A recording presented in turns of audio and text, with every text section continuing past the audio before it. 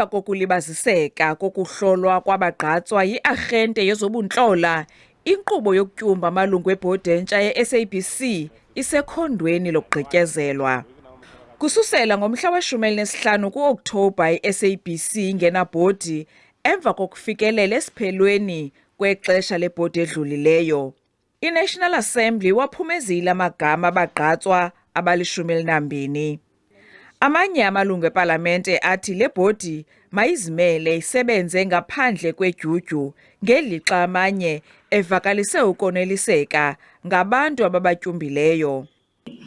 Well, one of the great achievements of the DA has been the putting of that self-same person, Patiswe Magopane, with her encyclopedic knowledge of all that is broadcasting on the SABC board. Today, a great wrong has been righted. We have seen boards come and go with very little change because they get appointed with misguided political agendas. We hope that this board will be different and it will breathe new life into the SABC.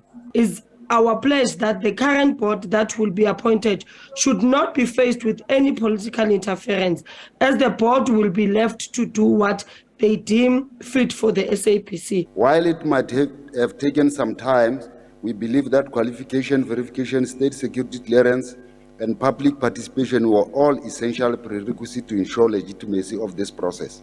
La magama ali-12 aza kuthunyelwa kumongameli Cyril Ramaphosa ukuba awaphumeze. Umongameli uza kutyumba usihlalo webhodi kwakunye nesekela. Kusenjalo, umbutho woluntu i-Save Our SABC uthi unexhala ngabanye babagqatswa abaphakanyisiweyo. Ndingululama Matya weendaba ze-SABC ePalamente eKapa.